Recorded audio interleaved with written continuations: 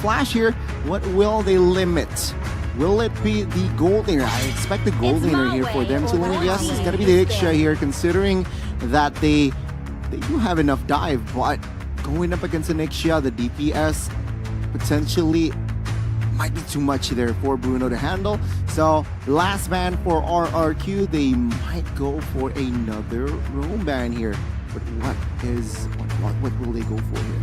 What is bad against a Kai? Actually, don't know. Good question. So far, Team Flash has not picked the roamer and also the mid laner. The falling you might want to go stars. for there you go. Novaria already been banned. It's a bit of a nuisance, as we saw earlier in the day against a Faramis, against a Kai. It can poke them down before the objective fights, so that heavy spin will be baited out.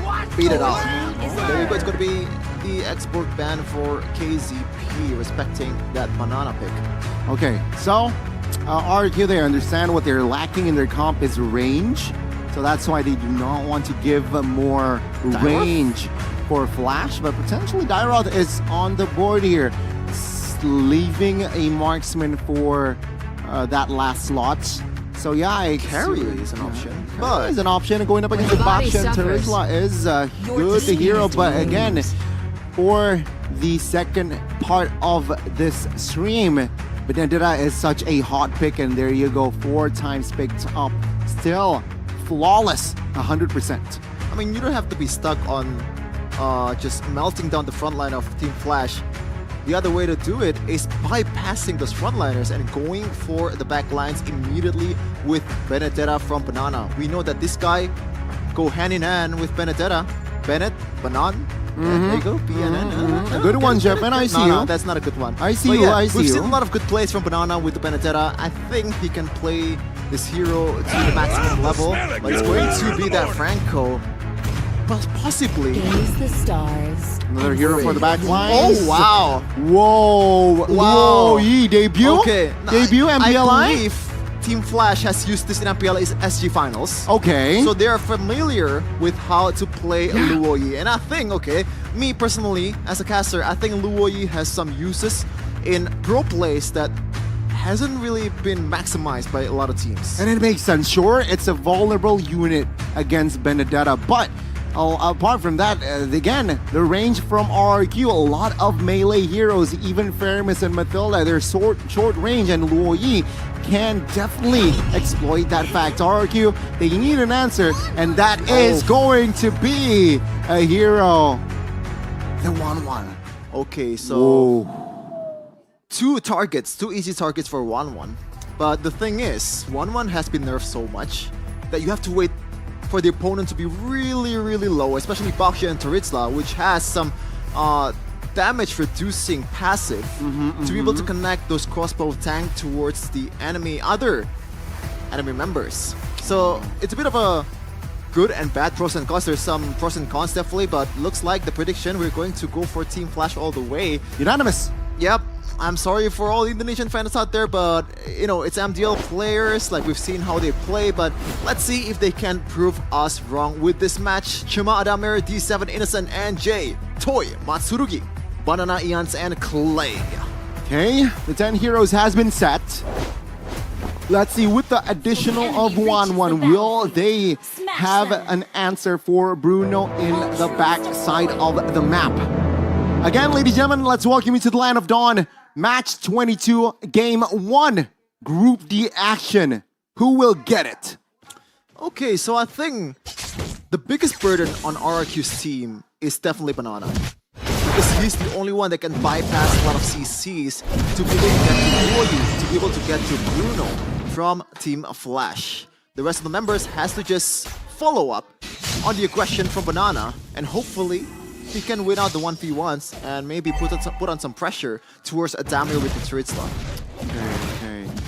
Here in the first minute, we can see some rotations, standard rotations here from both teams. Lethal though, who will get it? It will be... Oh, good hook! Matsurugi now caught, forced to use the flicker early, but Chima will not commit on towards a crash there just yet here.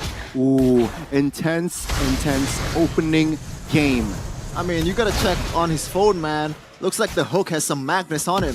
Even though he dashes away, Matsurugi still gets hooked up by the hoax from D7. Remember, this guy is also pretty much very famous for his Franco in Cambodia. A lot of good Franco players in MPLI 2023 counting. Of course, a lot of good Franco players indeed. And let's see here, will D7 show us another display of a good Franco?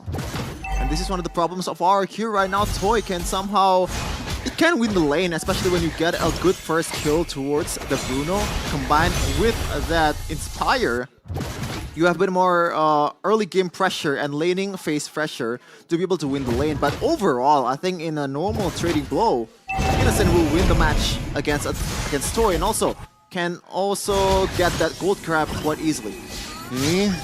Remember, Matsurugi has no flicker in this first turtle contention.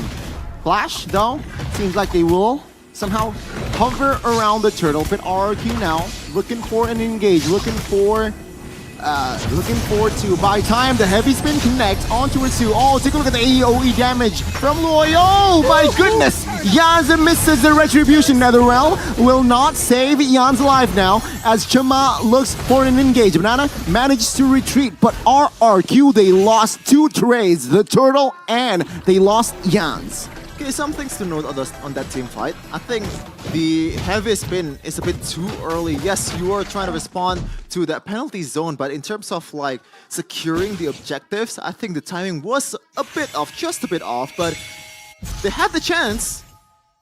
Unfortunately, it's just a missed time from Eons on that retribution. So it's a bit of a good play from RRQ, but the execution was just a bit off.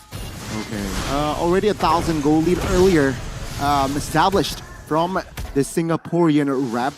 Oh, Innocent already in the first 3 minutes has claws. So you can feel Toy here. Take a look at the EXP as well. There's a distinction, slight distinction. And RRQ now, they're looking to rotate on towards the bottom side of the map. Okay, I think D7 is looking for those flicker Bloody Hun combo right away towards Toy. Now, in early game, when no one else is in the vicinity, that's alright to do. But in the late game, when you have a lot of people backing you down, oh, meanwhile, Jay. Oh, good teleportation there. RRQ, though, will... Okay, good deny. Team Flash, even though they've wasted a Poissance from Chama there, but RRQ now already very cheeky here with the setup. Innocent, though, it seems like he sniffs this one out. Okay, back to my point earlier. Toy can definitely get taken down with a Bloody Hun flicker combo, but you have to realize this is an Akai. This is also a banana with a Petrify, which can cancel out that Bloody Hun quite easily. You have to make sure that everyone is safe, like no one else is in the vicinity, or Eons can get there in time until Toy gets taken down, gets bursted down by Team Flash's members. And that setup was all for nothing, as again, the neutral objective is up. 5 members now in the pit. Chama now pinned down. Again, it's too early perhaps, but Chama taking a lot of damage and will be taken out. Crossbow Tang is there. Netherrealm also Papa Tay out of nowhere. This Luoyi finds the newts. Now Matsurugi in trouble, looking for an escape route. Gets it. The hook misses, but Clay will be taken out here. Surely 1 HP. Oh my goodness! Clay survives and RRQ finally, they won a trade. Did you see that tiny bit of healing from Clay, from the hill itself? What a clutch play, what a micro adjustment from Clay himself, but my oh my, who needs retribution when you have Jay on this Luoyi? Meanwhile, Innocent is probably trying to bait Toy out of that, knowing that T7 is there to back him up. Meanwhile, Jay... Careful here. Okay. Jay is playing okay. with fire. And let's see here for Man rotating towards the bottom side of the map. Retribution pops as well. Chama is there with the shield unity and the hook as well. Matsurugi will be taken on, not just yet. Netherrealm saves about enough time there as Soy claims the structure here in the bottom side of the map. Turret 4 kill. I think that's quite advantageous to RRQ. I think I prefer in the long a run, turret. yes. Especially when the only one that dies is the roamer, Matsurugi. The only death in the game so far for RRQ, and they're looking to make that permanent. Heavy spin, pinning one member down, and that is Jay. He will fall in the hands of Toy, and RRQ wins another trade on the bottom side of the map. Very vulnerable. YOUU with a flicker, no dashes whatsoever. It's not the most meta mid laner in the game too. You have to be very, very creative on your approach. You can really just stand there just waiting to get CC'd by both D7 and Adamir and Chuma too. I mean, by RQ members. I'm sorry, I mixed that up. Okay. 6 minutes in, Innocent now. Vulnerable position, low mana, good pull by Mr. Clay, and he will fall as well as RRQ now looks to step on the gas here. Turtle is up, and without Innocent, I feel like Flash will concede the last turtle in this game. Clay just laying the plate for Toy to take the kill. And that is the perfect target so far for RRQ. No Innocent. I don't think there's enough DPS to in a team fight. And RRQ now slowing down tempo. Top lane should be their next agenda, perhaps, from RRQ. Or if they're ambitious and they see an opening, perhaps the mid structure can be the next target here from RRQ. Flash, they need to regroup here. They are in a disadvantaged spot, but economy-wise, not that far behind. Oh, an intelligent play by RRQ. They know that they cannot take care of this bottom lane. They want to go for it. Meanwhile, in the top lane though, retaliation. But I think that is still a W for RRQ, as it's the inner turret compared to the outer turret.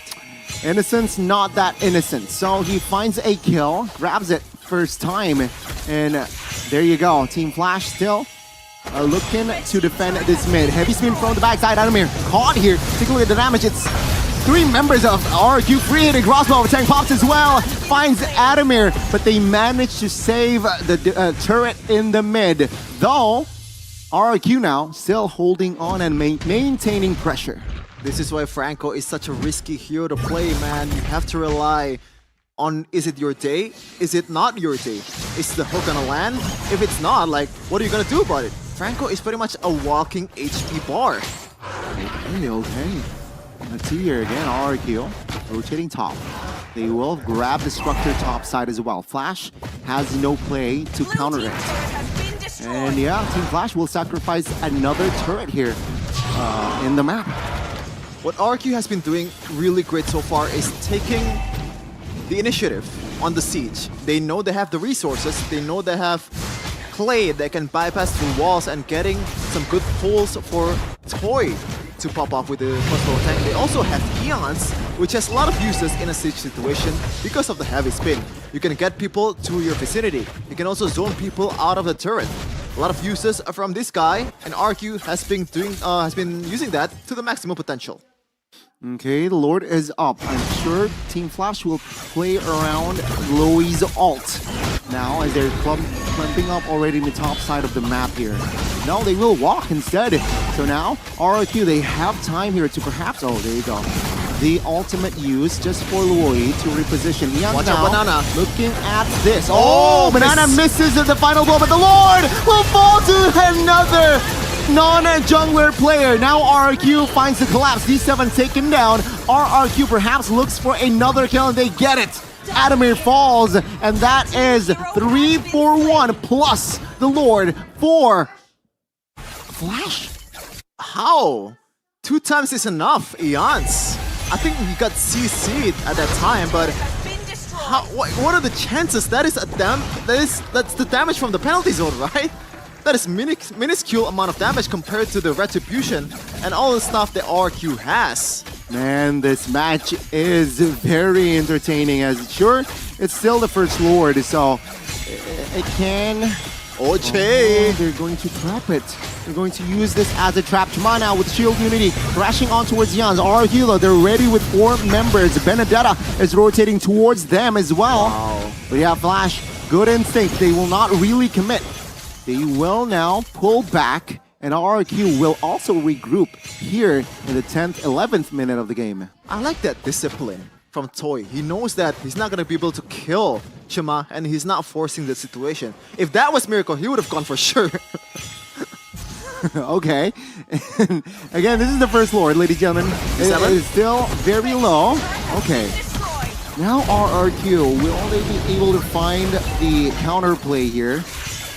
Again, Team Flash with that first Lord wasn't able to come up with anything. Perhaps the mid can be the saving grace. Good hook and the hunt as well. Clay will be taken out. He has the passive, but it seems like a toy will find the unstoppable as well. RRQ now will look to defend. Adamir, Flicker PZ, good.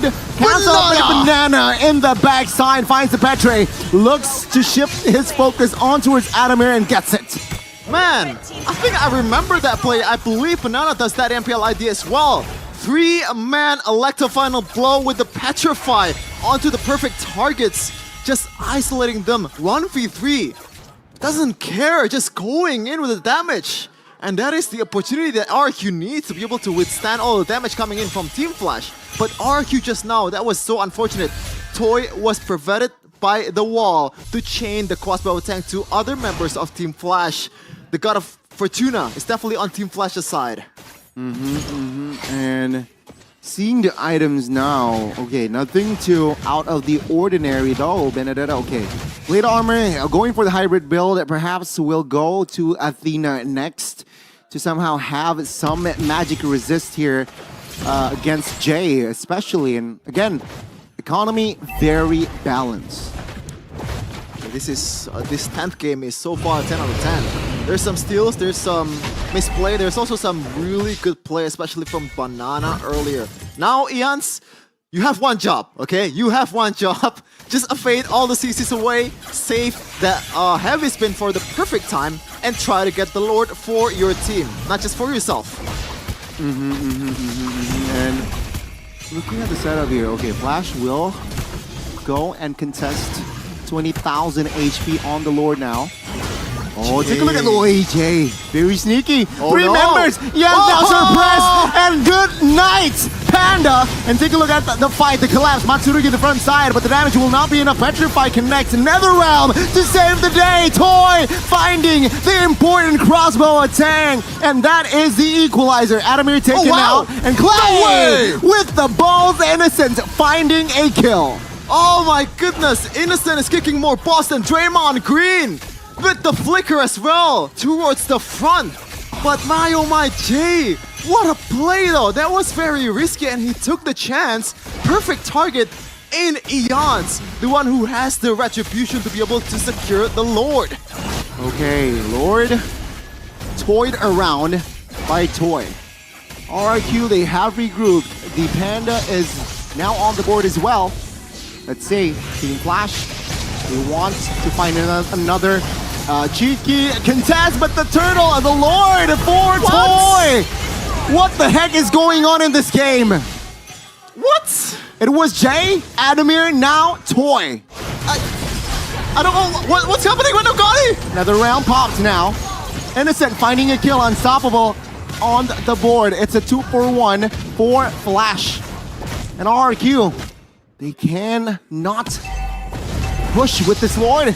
Flash now finding a structure in the mid, important mid as well, and RRQ, their lead is diminished. I don't get it, Connie. Like, it's just blink and you'll miss it. And right now, Team Flash has the advantage. Even though Toy somehow as the 1-1, okay? This is probably one of the weakest marksmen in terms of like the single basic attack damage. How are you stealing the Lord from all those AoE damage and any retributions that Team Flash and RQ has? No idea. 15 minutes in, it's still anybody's game. RRQ and Flash, they shared a Lord, but again, their base turret is rather healthy. Now, Team Flash, though, has the economy. Can they play this around with that fact? RRQ looking for a setup in the top side turret. Flash can play around with Jay's ult. They definitely can play around with Jay's And ult. they will. But, okay, there's a big but here, Connie. You have to realize that RRQ right now knows what Jay is up to. Like, they know he cooked, and they're not gonna let him cook again. They're already clumping up S4 though. Standing by here, and it seems like in response, RRQ is also clumping up, just looking for that surprise attack, right? Sneaky play. But no, they will slow down the tempo here. And again, they will reset. At this point, I'm expecting anything at this point. Who's gonna steal the Lord, guys? Like, It was, okay, Jay did it, Adamir, Toy. So, like, it's the least, the least Yeah. expected member. So I'm gonna predict that D7 is going to take the Lord next time with the hook. at this point, Matsurugi might even get a newt now, okay? Let's see, items Item check. check. You can Rose Gold for 1-1 on his way here for Toy. I like the decision here to go for that Deadly Blade. Oh no, what's the Halberd. See, Halberd for Bruno, enhancing the damage especially towards Benedetta from Banana and also Ians with the Franco. I mean the Akai, because this is one. Oh, okay. Final blow, Petrify committed. D7 has the immortality, but Matsurugi with the 3-man knockup now. Crossbow attack was huge, but it's not enough to take anyone down. Another round to save his life now. The front side though, Adamir and Chuma soaking all the damage with the heavy spin, almost connecting on towards a member there from Flash. No casualties from that fight. Wait, no casualties? Oh wow, there really is no casualty. Like how? How in the hell? But Banana though, that was an Uno reverse card. Wow. Like he's trying to get hooked, but he responds with the Electro Final Blow and the Petrify. But Innocent, really good job on staying alive on that team fight, even though Ians gets a good engage onto him. With the flicker, he can still get away, and he's still 5-0-3, 5-1-3. Pretty good KDA for Gold Laner at this point. D7 will try to make a play. All the spells burns except the red tree. Now, crossbow attack at the backside. D7 will fall first. Now, look at Banana placement. Suppress, Winter Trenchant, and as well as ult will be popped, but the Lord will be the main focus as Chama falls. And this is a Lord for RRQ as they also claim the triple. Okay, finally a team fight where someone wins. RRQ 1.6k gold lead as they get the Lord. Now, they have Jay, they have Adamir, they have some place to work with, but there's some bad things here for Team Flash. It's a Franco, it doesn't really offer you much high ground potential, but it does give you some, threat. Especially for the DPS of RRQ. Will they be able to play this perfectly? Team Flash on the defense. Oh my god! The damage there and the Rose Gold triggered instantly. Base turret though will be the target. RRQ gets the first one. They will look for the second in the top side of the map as Toy will move on towards the bot. They will get all base turrets as Flash now will take care of the Lord. A heavy spin, connecting on towards Adamir, but the damage will not come through just yet. Oh, in the backside, Banana looking for a cheeky kill. Jay taking out the base, too open to expose, and RRQ should get this one. Bloody hunt, but take a look at that. The Kings of Kings prevail, and RRQ claims a win. Finally a win for RRQ with their newfound lineup. A lot of MDL players, Matsurugi, Ians, and Toy combined with the power of the veterans from Banana and Clay. They'll be able to get the W against Team Flash. RRQ